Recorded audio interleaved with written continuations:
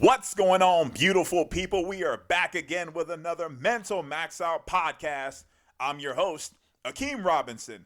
And for those of you joining us for the first time, thanks for checking it out. Mental Max Out is all about helping people change their perspectives, think differently, and get out of the hole. If you're back again, I celebrate your willingness to continue growing and challenging your mind. Remember, if you like what you hear today, make sure you hit that subscribe button or whatever platform you're listening from. Share it with a friend and follow us on social media at Mental Max Out Podcast. What's going on, beautiful people? And it is a pretty good feeling in the air right now for me because I got some new initials put on my name. It's a pretty big deal. And so I'm excited about it. It's the fact that I'm now Dr. Akeem Robinson is wild. Yeah, we appreciate you being back with us. We know we were out last week because last week was a pretty big week in the Robinson household. Akeem defended his dissertation on Friday successfully and is now Dr. Akeem Robinson. I was in Denver for a work trip on a project that I have spent every ounce of time for the last 3 months on. It was crazy and it was awesome and there was a lot going on. In all of that, God was like, not enough. And we had a hurricane come through Louisiana. So it was so fun. We appreciate you coming back with us and tuning back in with us this week just to kind of debrief and talk about all those things that, last week kind of happened. And the cool thing about all of those things happening, they needed to happen to give us clarity, to give us time to focus on that one thing. Because I'm telling you, for the dissertation, to say you have to defend 4 years of work and it comes down to 20 minutes is like, how? How do you find the time to do that? Allison being in Denver, me having to evacuate because of a hurricane was the time I needed for clarity. I met him in Dallas because I couldn't fly back into New Orleans because I was supposed to fly back in the day that the hurricane hit. And so he said, I got it. I know what I'm doing. And this is 3 days, 72 hours before his dissertation defense. And I was like, oh, okay. So then he starts teaching me and explaining to me this model that is the entire implementation component of his PhD that he and Serena basically drove 7 hours to figure out together. Yeah. And it's so crazy because I think for us, if you know Akeem and I, you know that we do everything together. Like, we do so many things together.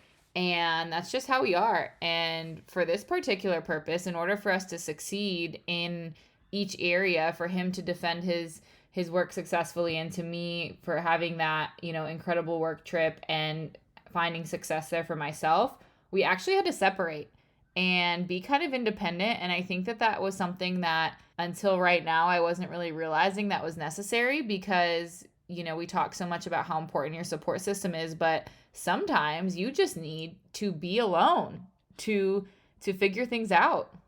I think from a perspective of like how people think, we don't think like that because we're always involved with something. We're always seeing someone's life. We're always in the thick of it, right? And every once in a while, it is okay to say, I need a moment. I need a second. And it's hard to do that, right? Because if you're in a relationship and you say that to your partner, you're like, I just need a minute. Especially if you're me, you get offended. You get offended because you're like, what do you mean you need a minute? I want to talk about this right now. But honestly, sometimes getting a moment to yourself speaks so loudly to what you need because it just gives you clarity. So for you guys listening out there, what are some of those things you can just say, I need a moment? I think sometimes it's cool because some things that we do, we need help. And we know we need help. We know we can't do it by ourselves. And we know we want the support of other people around us to help us. But then other times, we really just need to be on our own. And for me, this was the first time I ever left the baby. So she's 15 months and I've never left her. And I was, looking forward to this trip because, like I said, I worked for 3 months on this project that I was finally going to get to see it come to fruition. But it meant leaving Akeem and Serena at home. As it got closer and closer, I did not feel more and more nervous. And I can only speak for myself as a mom, but for me, I'm a better mom because I work, and I know that. So this idea of going on this work trip, first of all, there wasn't any time, quite frankly, to be thinking about what was going on at home. But I also know she's with her dad, and I know that they're having a great time. And I needed this independence. We talked about it for a while of, do they want to come with me on this trip? But I'm going to be working the whole time. So they wouldn't really see me anyway. And so why would I bring them on this trip when they would be holed up in the hotel and I would be out and about, and networking and doing all the things. And so finding my independence again last week was so fulfilling that when I met back up with them the next day, we spent the whole day just playing. There's just the three of us just rolling around on the floor, playing, laughing, having a good time. And I told Akeem, I've never felt so present. In the last 8 months since I've really been back at work full time, I've never felt more present in my family because I got to step away for a second.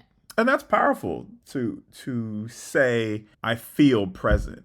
But in order for us to do that, sometimes it just requires you stepping out of what we're used to, stepping away from kind of what we're comfortable with.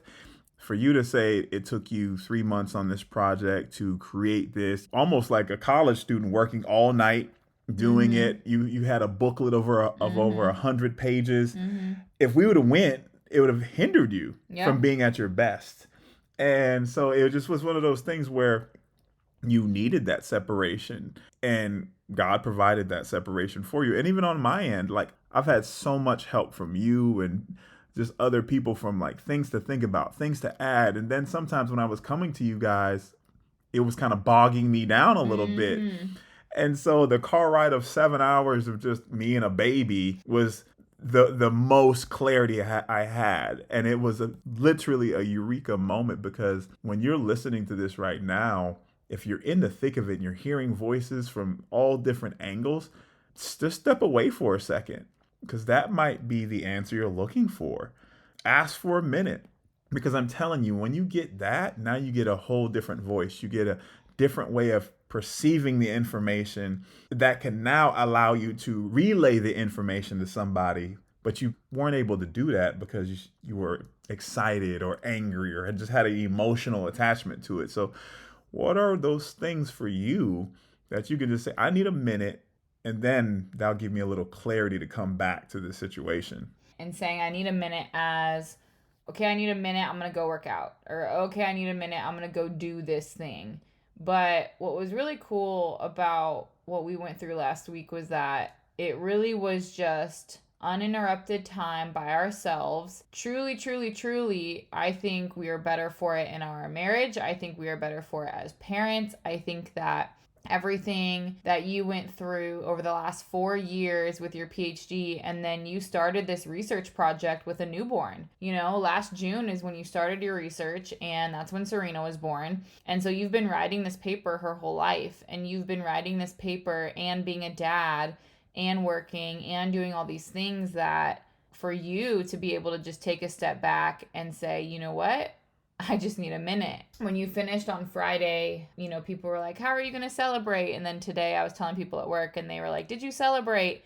And I was like, well, we went out and got a quick bite to eat, but I went to my friend's house for dinner. Akeem played video games for 5 hours. We were at my dad's. Serena was being taken care did. of. But Akeem was like so excited to just have some time to himself. So like, when you accomplish something huge and you're not the person that wants to go out and party to celebrate, just know that that's like totally okay.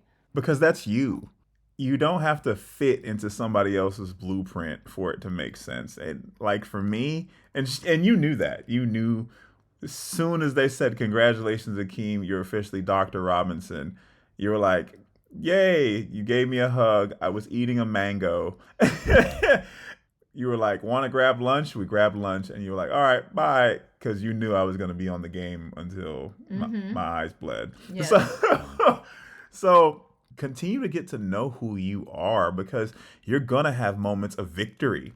And in those moments of victory, is that just a moment of just saying, man, I just want a second to just take it all in, or do you want to grab a quick lunch, or you just want to call up that one friend? the more you get to know yourself, you'll be okay with how you show your appreciation, how you showcase your willingness to say, I love the fact that I accomplished that, and this is how I want to celebrate it. Because there's a lot of pressure out there too of like, now that I've finished, it's got to be what's next. It's got to be what's next. Yeah. And I honestly, I don't know what's next, but I think the cool thing is I have a next. And the cool thing is I get to now explore the depths of what I can really make the next, but I don't know. I think, we talked about that a couple weeks ago where we talked about the concept of what's next and not feeling like you have to have an answer and that you can just sit in your accomplishment, or you can just sit for a moment and really revel in that reward of what you accomplished. And I think that this is no different, because now that we're there, spend quality time with yourself and take a minute and enjoy yourself, because quality time with others will come. And I went to dinner. I came home at about 9:00. I was ready to hang out because I was like, well, you don't have a paper to write. The baby's asleep. Yeah. Pay attention to me. Yeah. Like, hi. Yeah. Video games were like coming to an end at that point. Yeah. But I knew that. I knew that. But honestly, like it still felt great to have that be my celebration. We truly want you guys to understand there's going to be moments that require celebration. There's going to be moments for isolation. There's going to be moments for reflection, and they're always going to be different. Every day. Today you can be like, I need isolation for clarity. The next day it can be, I need your support for clarity. It's like, so the other day I was telling him, I said, I think I'm going to start drinking sparkling water. Okay. I was like, I think I'm going to start drinking sparkling water. Now, I don't like soda. I've never drank soda, even as a little kid. Like, I just didn't like it. I don't know if it, and when I was little, it was more the carbonation, but I just don't like soda. Any soda, Sprite, Dr. Pepper, like anything. I love champagne.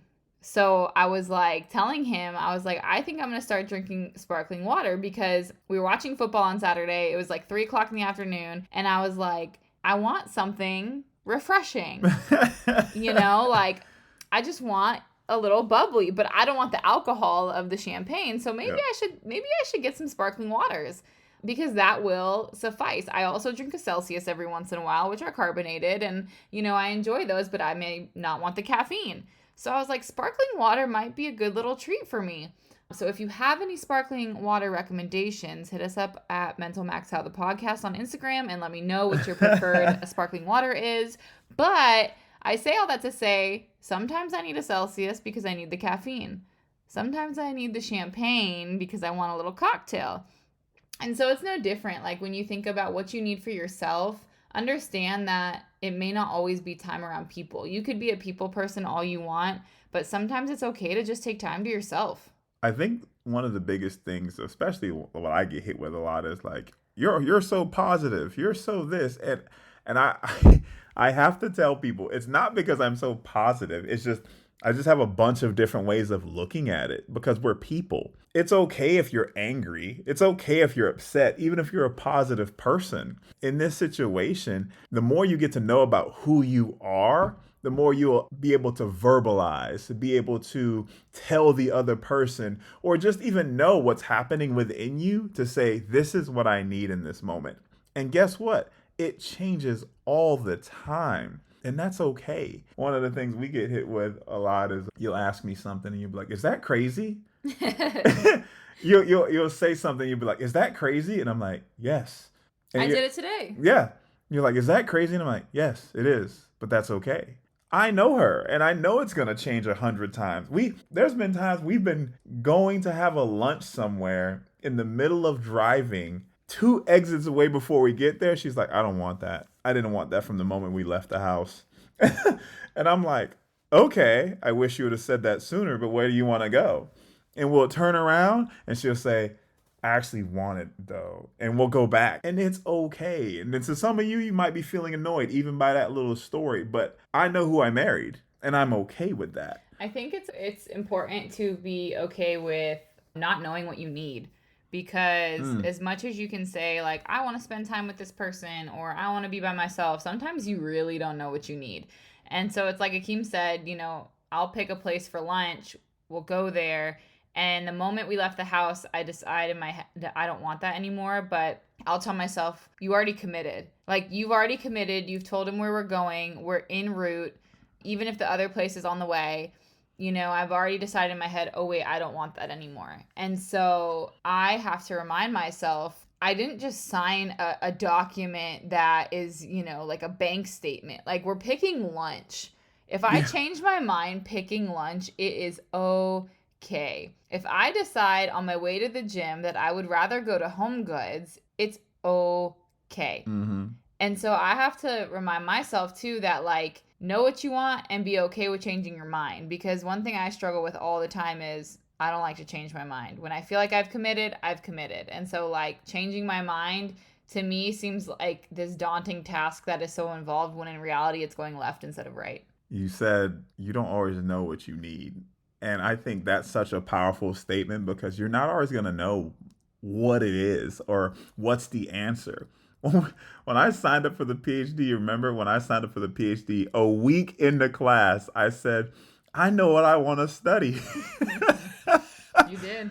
I said that a week in the class. I said, I know what I want to study. It's so cool. And I told you about it. Little did I know we were going to move like a month later. I was no longer going to have that job. I was no longer going to have access to those resources. And so I changed everything. I had no idea what I wanted to study, but it didn't matter because I wasn't going to stop. Well, I think it's hard because when you get overloaded with information too, it can be really hard to know what you need. Like, you've been trying to do this last chapter of this dissertation for 3 to 4 weeks now. And the more you asked for help, the more confused you got. You would say, hey, babe, can you read this for a second? Or you were with family and you'd say, hey, can you read this for a second? Our brains were going off in such directions that you were like, no, bring it back. And I think that's true sometimes, because on one end of the spectrum, it's really great to get somebody else's, 30,000 foot view of your situation.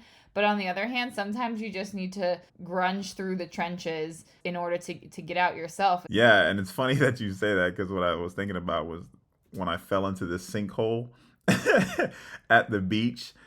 Yeah, I know. Let me help you out with this story. So we were walking at the beach one day. We were with some family, and we were all in a group. And it was like those scary movies when the person in the back of the pack is no longer there because the monster got them. That's what happened to me. I was walking on the beach, and all of a sudden, the group of 5 was still walking. And I was like, guys! Like, I was in halfway to my waist, and I'm 6'4", and I was in my waist in sand, and I sunk into it. The point of that is sometimes you can get information and it can pull you down and get you stuck.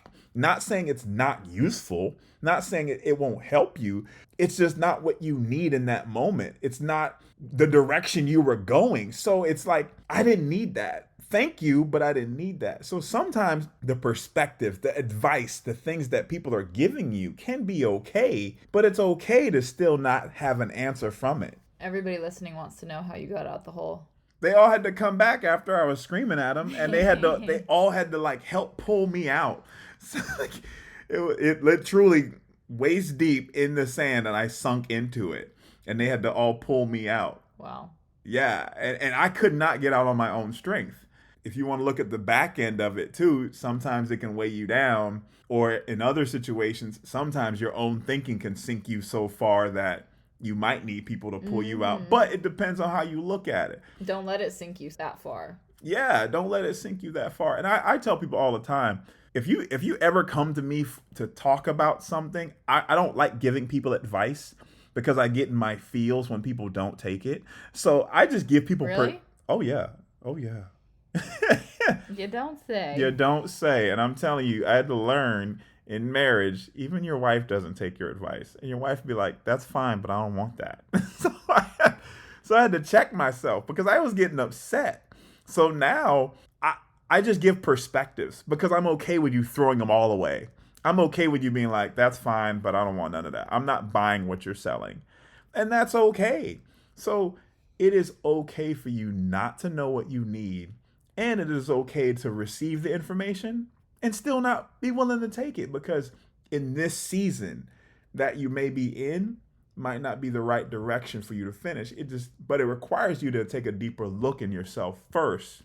The really cool thing about the PhD, and I have to equate this back to life, is the fact that it's a process of self-reflection every day. Within every sentence I wrote, every paper I wrote, I was discovering who I was. I was trying to get a grip of, can I explain this? Do I want to be a master at this? Do I really want to invest more time into knowing this? And I think that's no different when it comes to us. How much sometimes do you want to make that your hobby? How much do you really want to invest in saying, this is who I am at its core? And I think when you get comfortable in asking yourself those questions, and you get comfortable in being uncomfortable, it becomes fun to really say, oh, I didn't know I liked that kind of food. I didn't know I liked to go these kind of places. And that all started with you not knowing. It's one of those things where if you run away from it all the time, when you don't know, you get scared, and you just stop, you might be holding yourself back from a whole set of new discoveries in the process. No, I think that's great. I think that we always talk about it on here. Self-discovery, talking to yourself, spending time with yourself is so important. And then on the same end of the spectrum is, spending time with other people and trusting the people around you to give you the guidance and the advice to be able to, be successful. And so it really is a spectrum, but it's a balance. It's like a teeter-totter, right? You can't have too much of one and too much of the other. You really want them to be balanced, to be able to offer you the ability to learn and grow as you move forward. I want to leave you with our weekly mantra for the week. We've been talking a lot about independence. I want you to think this week, I am free to grow, to change, and I'm the master of my destiny. I am free to grow and change, and I'm the master of my destiny. And so just think about that as you go through your week, because at the end of the day, you're in control. Think about what you need. Do you need people around you for whatever it is that you're going through? Do you need time by yourself? Do you need time to reflect? Do you need time to go out with friends? And just remember to be honest with yourself, and that it's okay, because nobody can tell you what you need. It might change, and right now you might need one thing, and 10 minutes from now you might need another thing, or 30 seconds from now you might need something different. But be okay with those changes. I've been working really hard lately on that, of when I change my mind, it's okay. It doesn't mean you're inconveniencing yourself or anybody else. It doesn't mean that you were wrong in what you decided initially, but it's just okay to change your mind every once in a while. And the beautiful thing is, when you have peace in knowing that, you become better. The people around you actually start to gain a deeper understanding of who you are, because you're speaking up more. You're taking more of a stand. It just shows confidence in saying, hey, I don't know what I need, or I know I said this, but this is actually what I really meant. If today you don't know where you're going, that doesn't mean stop going there, because I'm telling you, with the right mindset, you'll get there eventually. Have a wonderful week. Take a moment to be with yourself, to be with those around you, and to celebrate something that you've accomplished. Thank you for joining us on this exciting episode of Mental Max Out. We hope today's discussion has empowered you with the insights and tools to overcome the challenges of depression, fear, and doubt. Always remember that you have a support system on this journey, and every step you take is a step forward towards victory. If you found this episode helpful, make sure to subscribe and leave us a review. We greatly appreciate your feedback, as it allows us to continually provide you with the content that is most valuable to you. Stay connected with us on Instagram at Mental Max Out Podcast for a constant source of motivation, helpful advice, and a supportive community.